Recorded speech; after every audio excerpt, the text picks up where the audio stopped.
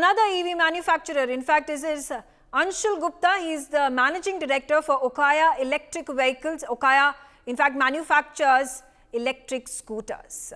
Good to have you, sir, on the telecast with us. My first question about the demand of electric scooters. Has it changed? How much has it changed in the past few years?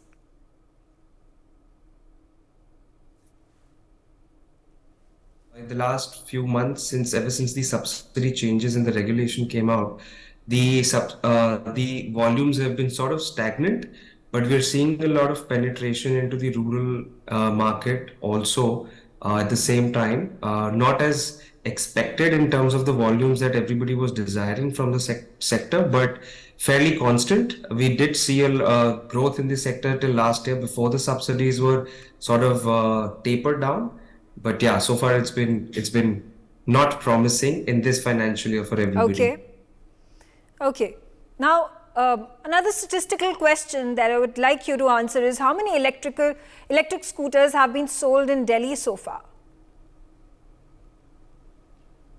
In Delhi, electric penetration has been almost 16.8% for most of all the segments put together, right? Two-wheeler has also seen a tremendous jump, but fairly to put a number to the actual figure would be a little difficult. But we do have as a Okaya EV in the space as a 7% market share in Delhi itself, in terms of low speed and high speed, both the two-wheeler segment.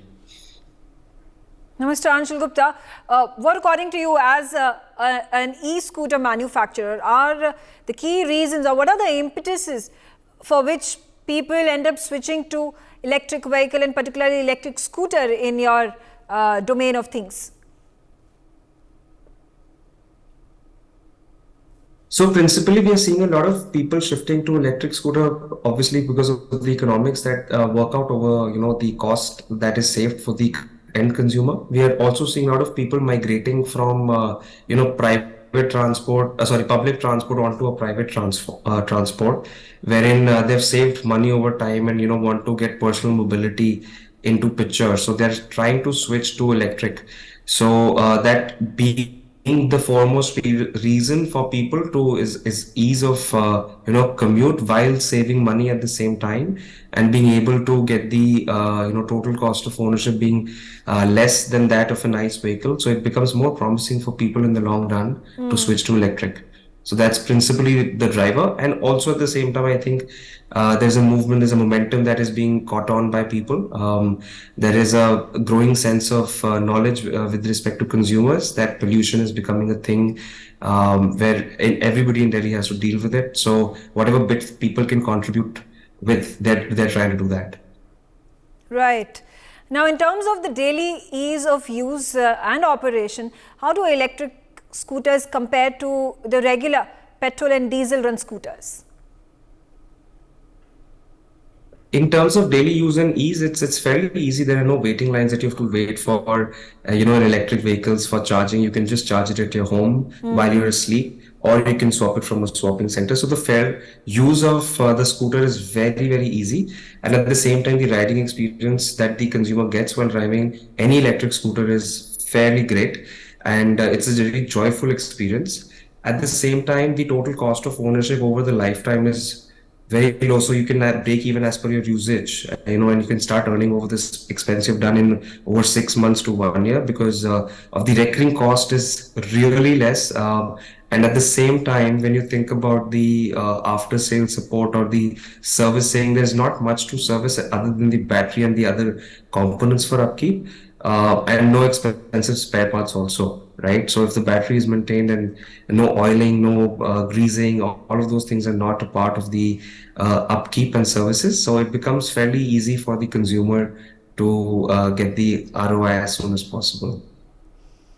Now, according to you, what needs to be done to make the electric vehicle charging infrastructure in Delhi, and then of course looking at the rest of India better? The government has taken major steps in the EV charging infrastructure. I think one of the major things that have happened is that all the petrol pumps are going to now be electrified with charging stations. That needs to just come ASAP as soon as possible, making it compatible with two-wheelers, three-wheelers, and four-wheelers. There is a constant effort by everybody in the ecosystem, especially by the government, to get that going as fast as possible. However, the all the things that are going around, the connections, the power connections that are there for the public, when for let's say I'm a user and I want to put a electric vehicle charging system into my home, if it's more than a particular kilowatt, then the level of approvals that are required, the time to take, it's a little bit more. But other than that, I think the focusing on the private market also, to incentivize, to subsidize them to use their real estate as a way of charging, could be a game changer. How to propel that further is an industry challenge, which I think everybody is working on. At the same time, the second one would be to bring about an ecosystem where renewable energy like solar, etc., are along with EV usability and the charging interoperability together, if combined, could really make a big breakthrough in the EV segment in India. It's been done outside, but it can be done in India, and I'm sure we can do it as a country. Right. Now, what more do you think that the government can do to encourage people to switch to electric scooters? I think the government has done enough in terms of providing subsidies, tax credits, waiving off the RTOs.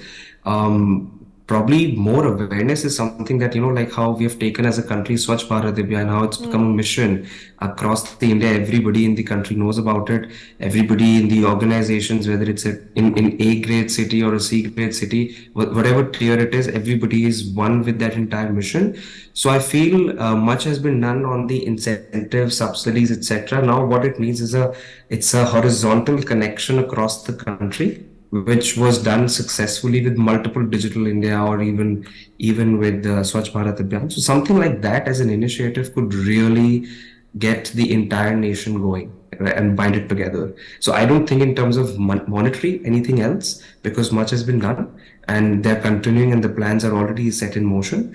But a national level mission to get the awareness across would be my answer.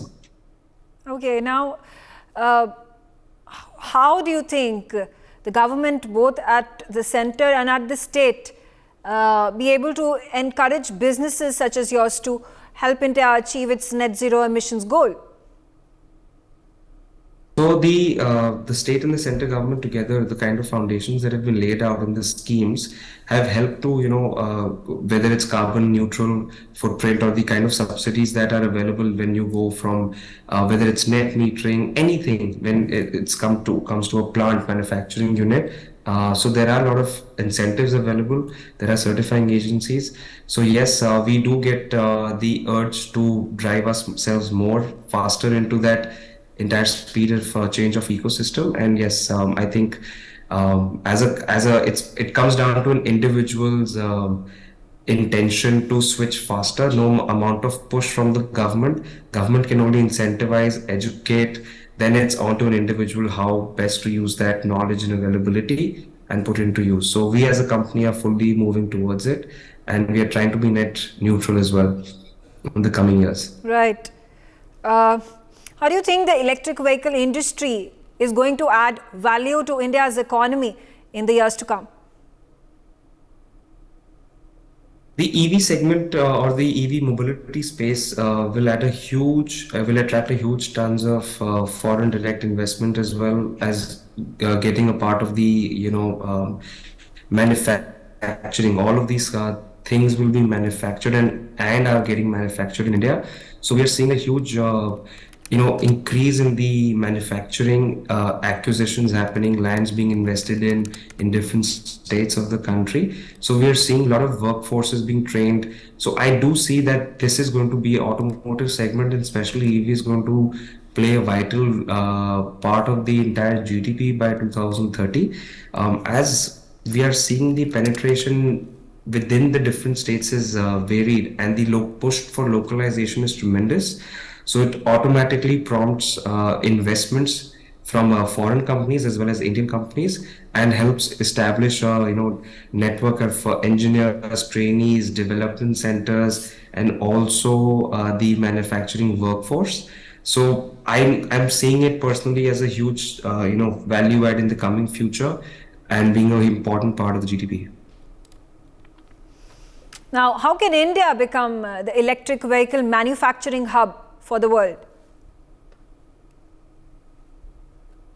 I think being one of the largest automotive markets in the country, and one of the largest two-wheeler exporters to the world, India as a country has been, principally focusing on localization and then exporting. So EV is going to be the translation into that as well.